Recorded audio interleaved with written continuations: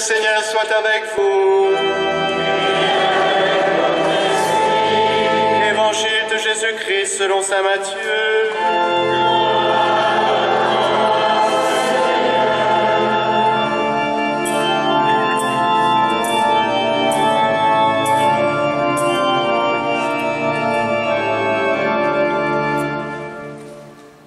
En ce temps-là, Jésus disait à ses disciples: « Ne pensez pas que je sois venu abolir la loi ou les prophètes. Je ne suis pas venu abolir, mais accomplir. Amen, je vous le dis, avant que le ciel et la terre disparaissent, pas un seul iota, pas un seul trait ne disparaîtra de la loi jusqu'à ce que tout se réalise. Donc, celui qui rejettera un seul de ces plus petits commandements et qui enseignera aux hommes à faire ainsi, sera déclaré le plus petit dans le royaume des cieux. Mais celui qui les observera et les enseignera, celui-là sera déclaré grand dans le royaume des cieux. Je vous le dis en effet, si votre justice ne surpasse pas celle des scribes et des pharisiens, vous n'entrerez pas dans le royaume des cieux. Vous avez appris qu'il a été dit aux anciens, « Tu ne commettras pas de meurtre. » Et si quelqu'un commet un meurtre, il devra passer en jugement. Eh bien, moi, je vous dis, tout homme qui se met en colère contre son frère devra passer en jugement. Si quelqu'un insulte son frère, il devra passer devant le tribunal. Si quelqu'un le traite de fou, il sera passible de la géhenne de feu. Donc, lorsque tu vas présenter ton offrande à l'autel, si là tu te souviens que ton frère a quelque chose contre toi, laisse ton offrande là devant l'autel. Va d'abord te réconcilier avec ton frère et ensuite viens présenter ton offrande. Mets-toi vite d'accord avec ton adversaire pendant que tu es en chemin avec lui. Pour éviter que ton adversaire ne te livre au juge, le juge au garde et qu'on ne te jette en prison. Amen, je te le dis, tu n'en sortiras pas avant d'avoir payé jusqu'au dernier sou. Vous avez appris qu'il a été dit, tu ne commettras pas d'adultère. Eh bien, moi je vous dis, tout homme qui regarde une femme avec convoitise a déjà commis l'adultère avec elle dans son cœur. Si ton œil droit entraîne ta chute, arrache-le et jette-le loin de toi, car mieux vaut pour toi perdre un de tes membres que d'avoir ton corps tout entier jeté dans la géhenne. Et si ta main droite entraîne ta chute, coupe-la et jette-la loin de toi, car mieux vaut pour toi perdre un de tes membres que d'avoir ton corps tout entier qui s'en aille dans la géhenne. Il a été dit également, si quelqu'un renvoie sa femme, qu'il lui donne un acte de répudiation. Eh bien moi je vous dis, tout homme qui renvoie sa femme, sauf en cas d'union illégitime, la pousse à l'adultère. Et si quelqu'un épouse une femme renvoyée, il est adultère. Vous avez encore appris qu'il a été dit aux anciens, « Tu ne manqueras pas à tes serments, mais tu t'acquitteras de tes serments envers le Seigneur. » Eh bien, moi je vous dis de ne pas jurer du tout, ni par le ciel, car c'est le trône de Dieu, ni par la terre, car elle est son marchepied, ni par Jérusalem, car elle est la ville du grand roi. Et ne jure pas non plus sur ta tête, parce que tu ne peux pas rendre un seul de tes cheveux blancs ou noirs. Que votre parole soit oui, si c'est oui, non, si c'est non. Ce qui est en plus vient du mauvais. Acclamons la parole de Dieu.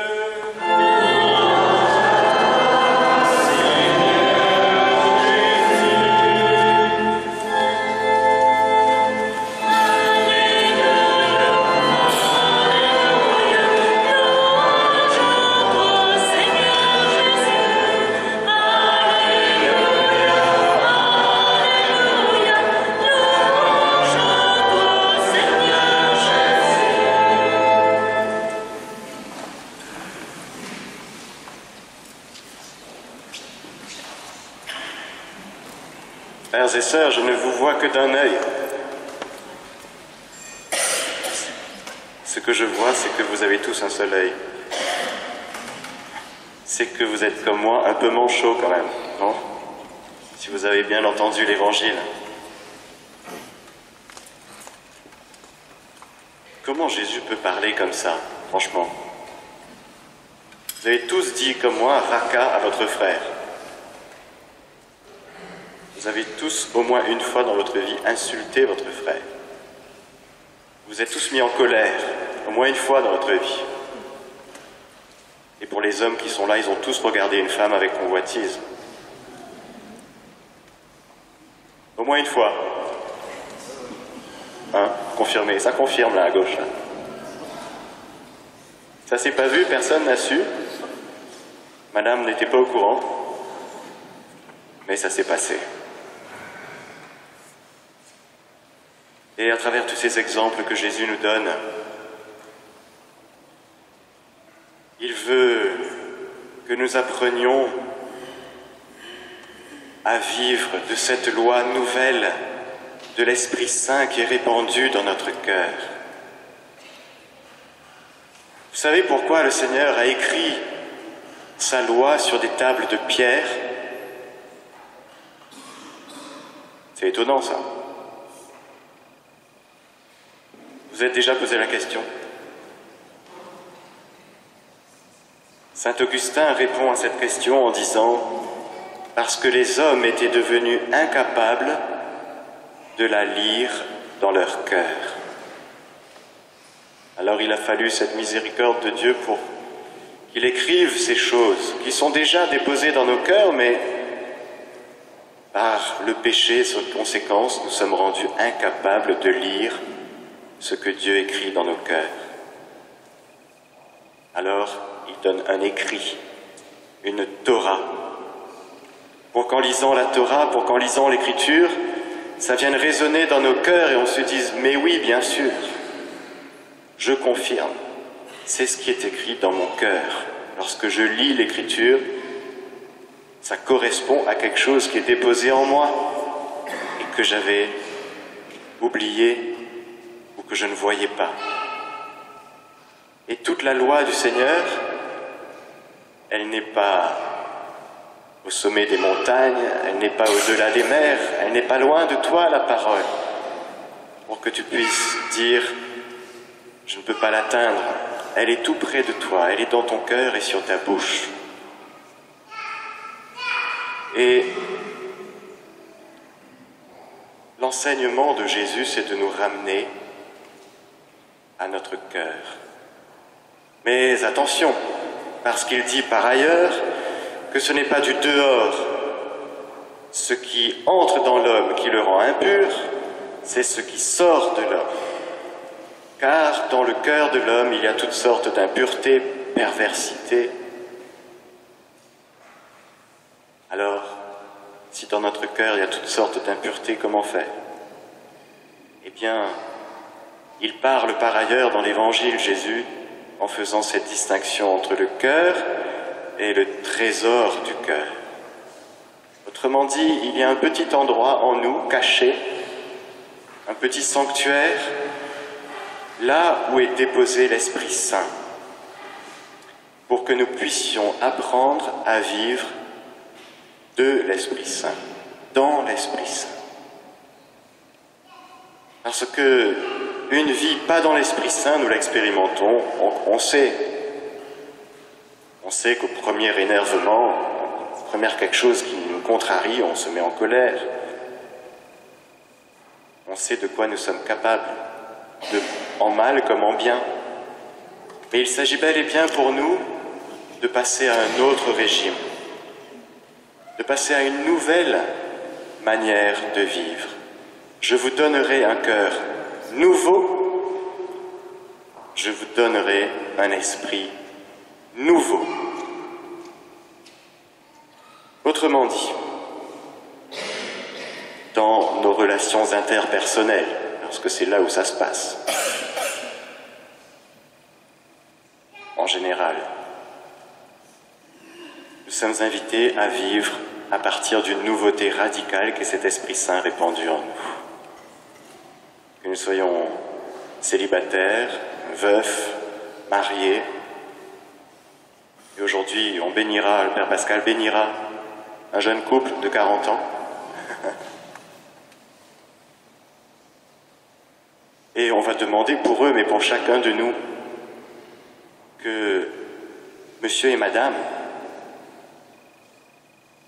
vivent de l'Esprit Saint. Concrètement, comment faire? L'Esprit Saint est un peu comme cette poussée d'un torrent qui arrive et qui pousse, et et nos cœurs sont comme des écluses. Soit on laisse passer, soit on bloque. Et là, on comprend la première lecture.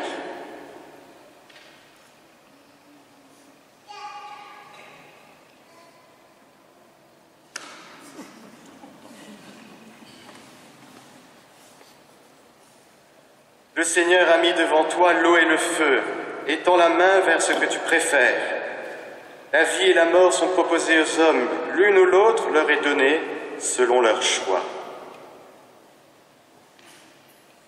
Il n'a commandé à personne d'être impie, il n'a donné à personne la permission de pécher. Et le Seigneur met en permanence devant nous, devant tout ce que nous avons à vivre dans notre quotidien, devant les événements, les personnes, les rencontres, les choses que nous avons à discerner, les décisions que nous avons à prendre, les choix libres que nous avons à choisir. Ça, c'est merveilleux. Parce que le seul point de contact entre le ciel, où la volonté du Père se fait, où le nom du Père est sanctifié, où le règne de Dieu est total, le seul point de contact entre le ciel et la terre, c'est notre cœur. Ce cœur où nous avons reçu l'Esprit Saint comme baptisé, où l'Esprit Saint est déjà répandu, eh bien il revient à nous de poser un petit choix de rien du tout pour laisser ce fleuve passer. Et ça, c'est très concret. C'est dès le matin et tout au long de sa journée apprendre à dépendre de cet Esprit Saint qui est là et qui nous pousse, qui nous incline à aimer, qui nous incline à pardonner, qui nous incline à ne pas fermer notre cœur, qui nous incline à poser des discernements qui sont selon lui et non pas seulement selon nos raisonnements à nous. Il met devant nous la vie et la mort, comme dit le Deutéronome. Choisis la vie. Et lorsque nous posons des choix de vie, lorsque nous posons des choix qui sont dans le sens de ce que l'Esprit Saint nous pousse, qu'est-ce qu'on voit?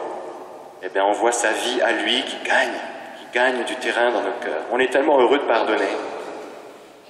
On est tellement heureux d'aimer. On est tellement heureux de voir le Seigneur qui passe à travers nous, qui dilate et qui développe notre cœur, qui nous fait poser des bons choix. C'est tout cela que le Seigneur veut faire dans notre vie. C'est une vie nouvelle, qui vient non pas abolir notre vie, mais l'accomplir. Et c'est une nouveauté radicale.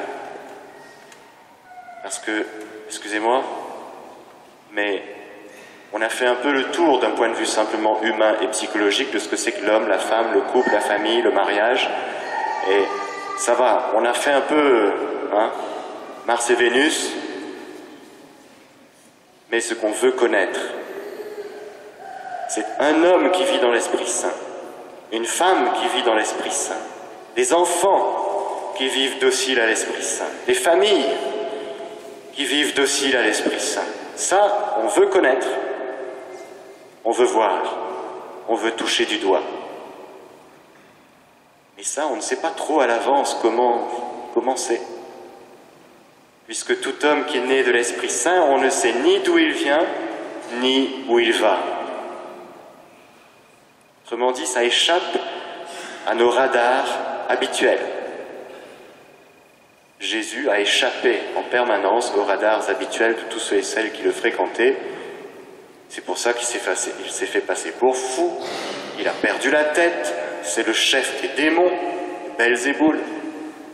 Il s'est fait traiter de tous les noms parce que Jésus, en permanence, mu par l'Esprit Saint, il échappait aux petites cases bien religieuses. On a toujours fait comme ça. La Torah, c'est comme ça, le Shabbat, c'est comme ça. Et lui, il nous change la religion. Il ne change pas la religion, il vient l'accomplir. Il ne vient rien abolir, il vient l'accomplir à partir, justement, de sa communion avec le Père dans l'Esprit Saint. Alors, il revient à nous d'être heureux, et pour cela, le Seigneur nous donne tout pour être heureux. Il nous donne son Esprit Saint. Et il revient à nous de participer à ça, de collaborer librement en disant soit non, ça ne m'intéresse pas, ou soit oui, je veux apprendre, car c'est un apprentissage, c'est une école de tous les jours, et si on rate, c'est pas bien grave. L'orgueilleux en nous déteste échouer, vous savez, déteste rater, il déteste tomber. Et c'est tout de suite un drame lorsqu'il pêche, lorsqu'il tombe. Mais celui qui est humble, il se relève et il se dit « je redémarre, on redémarre ». Et il rechoisit la vie. Et il rechoisit « oui Seigneur, je veux être docile à ton Esprit Saint. Je veux vivre avec toi, pour toi, en toi aujourd'hui. Apprends-moi. » C'est ça la merveilleuse école de la vie dans l'Esprit Saint, où on n'apprend pas, ça ne s'apprend pas dans des bouquins. C'est dans la vie qu'on apprend à vivre avec Dieu. Les bouquins peuvent aider pour repérer les petites choses, mais on ne va pas vivre selon des bouquins, vous voyez ?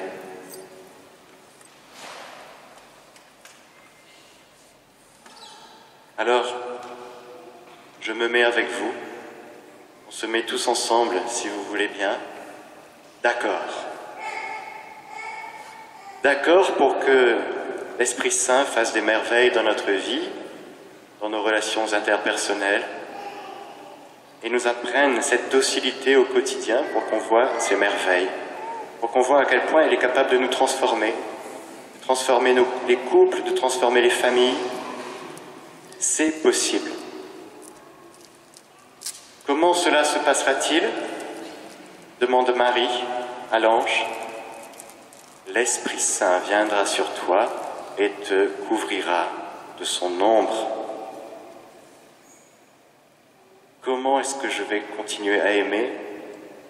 Comment est-ce que je vais arriver à pardonner ? Ne t'inquiète pas. L'Esprit Saint viendra et te couvrira de son ombre.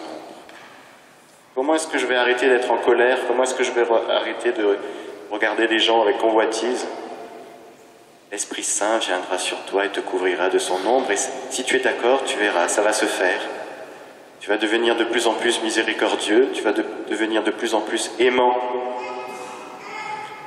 Et ce cœur nouveau que le Seigneur dépose en nous, et ça, eh bien, ça va pousser, ça va grandir. Et nous serons de plus en plus beaux. Ça vous va ? Donc, on laisse tomber toutes nos vieilleries, tous les trucs qu'on connaît par cœur, toutes les petites cases où on a bien enfermé les gens, vous savez, où on s'est enfermé nous-mêmes.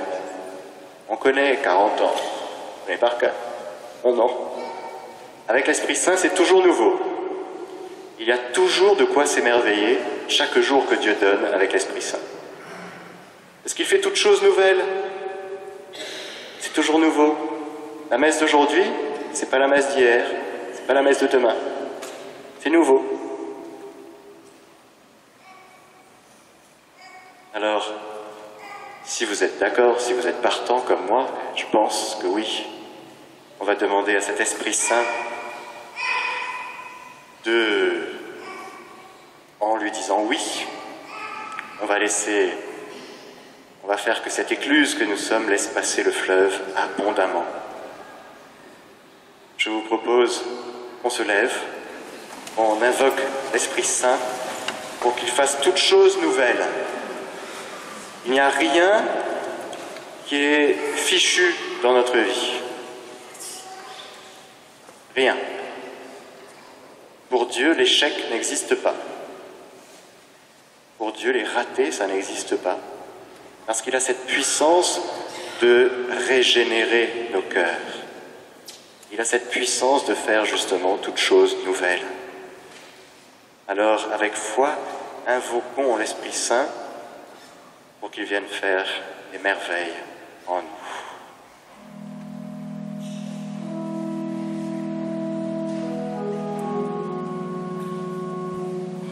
Viens, Saint-Esprit, viens par ton cœur, remplir le temple que je suis.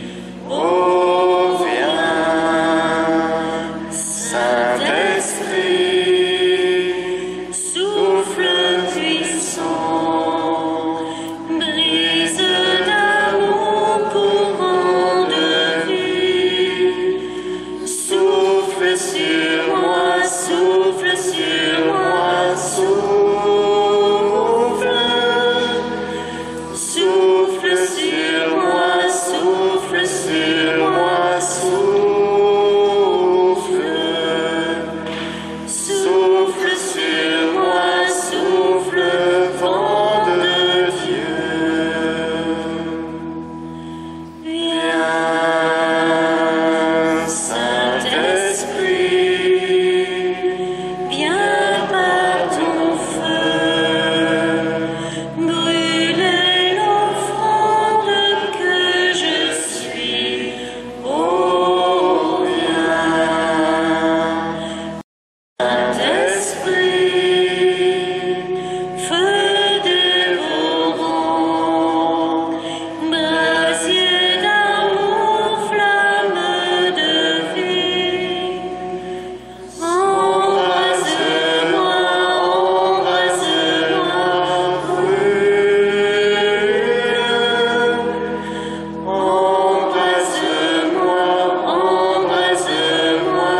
brûle.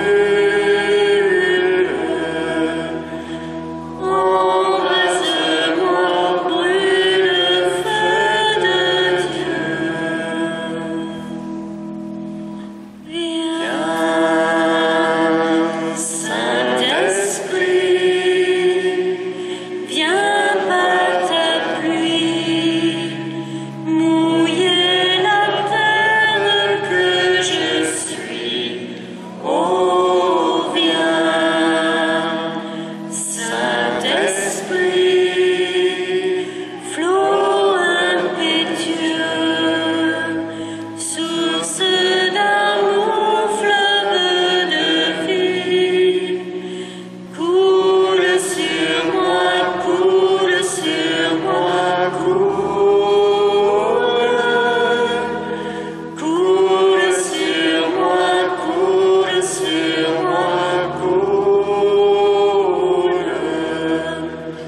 Coule sur moi, coule, pluie de Dieu.